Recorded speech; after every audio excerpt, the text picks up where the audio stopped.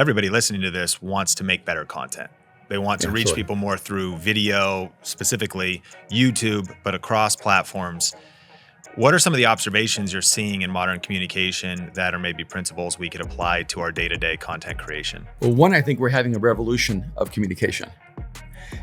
What Instagram and TikTok and the development of social media has done is it has heightened the value of the ability to communicate quickly and in a really succinct and powerful way. Twitter did that with writing. When you can only have 140 characters, for me, it was like a dream come true. I love condensing and finding a way to put something really profound in a capsule that explodes. So when everyone's complaining about the words, I'm like, no, this is beautiful. It's a tiny canvas. Have you ever seen the Mona Lisa? It's so small. I took my daughter to the Louvre because she wanted to see it so badly. When I walked up and I saw how small it was, I'm like, what, did Da Vinci run out of canvas? What's the deal? And I thought Mariah would be so disappointed because she was maybe 10 years old. And she stood there and it was quiet. She never said a word and minutes went by. And finally she said, I could stand here and look at her all day long. And I realized that if you have true genius, you just don't really need that large of a canvas. I think that's the way it should be with language, with words, and with communication. If you really have something to say, then harness the ability to say it in such a way that the fewer the words, the more powerful.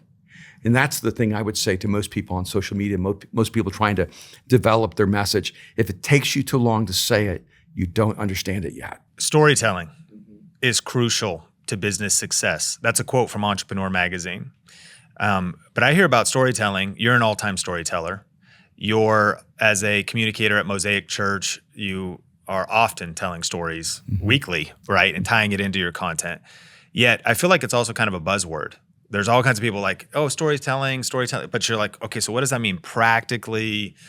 How do I actually implement that? So why do you think storytelling matters? And how do you actually find and craft stories that we could weave into our content? What are some practical tips? Storytelling is almost as important as living a story. And I think the problem is that we're moving people right to storytelling rather than story living. The reason I can tell a lot of stories is because I live a lot of life. And I remember, probably 15 years ago, I mean, can you imagine being my wife, having to listen to me speak for so many decades, right? It's just brutal. And she came up to me one day and she said, you told the same story. And when she said that, she was saying a lot. And I think I got on a plane and I went somewhere and began to experience life again. Because what I heard her say was, you need to live something new, something fresh, something real. And the reason I can tell 10,000 stories is I've lived 10,000 lives. And I think a part of the problem is that if you're having to borrow stories from people, you're also borrowing lives rather than living one. And so in every book I write, there might be one or two minor exceptions, but I never write a story unless I've actually encountered that person or had an experience related to it. And that way, every story in my books are not the result of research, they're a result of living. And so I'm absolutely convinced that storytelling does shape the future. I think 30 years ago, I wrote in my first book that whoever tells the best story shapes the culture.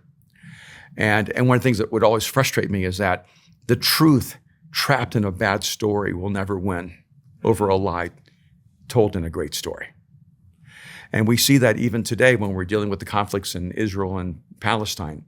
Everyone's working to get the stories out. And people don't even look at the facts. They just get captured by a story. And that story for them becomes reality. And that's why stories are so important. The entire of human history is transported by stories and nothing else. It's the stories that we told each other through the Roman Empire and the Egyptian Empire. It's the stories we've told ourselves through Western history and Eastern history. Those stories shape us and they carry us and they define us. And so really, what we need to do is first live a great story, then tell that story well. And in that story, the values and principles that you want to pass on will transfer from you to someone else. For the listener who maybe is digging to see what story have I lived, but as they dig, they discover, well, I did overcome stage 4 cancer. Well, I did My wife and I were on the verge of divorce, but we made it work, and now we've built a strong marriage and we want to help others do it. But I was overweight and now I'm fit and I'm energetic. When I think about the creators listening to this, they figured out how to succeed in real estate and now they teach others how to do it. A lot of educators, but maybe the block for them is, but how do I package it and tell it? Because some people, when they tell a story, they're like, well, if I'm going to communicate this thing, I'm going to need 3 hours. Where you're like, well, should it be 3 hours in your 12-minute YouTube video? How do I consolidate it? Is there any basic framework when you think about distilling a story and then putting into it a piece of your communication? Yeah, it's a brutal one. And I know I've even got negative pushback on this. Okay. But I'm going to say it the way I've said it. No one cares about your story. Okay. They care about their story. And if they can see themselves in your story, then they will care about your story. But if all they can see is you in your story, they won't care about your story. So the key to crafting a great story is making it profoundly human, where everyone can see themselves in it. If you enjoyed this podcast and are ready for some deep dive YouTube strategy, just go to thinkmasterclass.com to get access to my 1-hour on-demand YouTube strategy class. You'll be looking over my shoulder as I share my best tips, and you can watch it on demand right now at thinkmasterclass.com.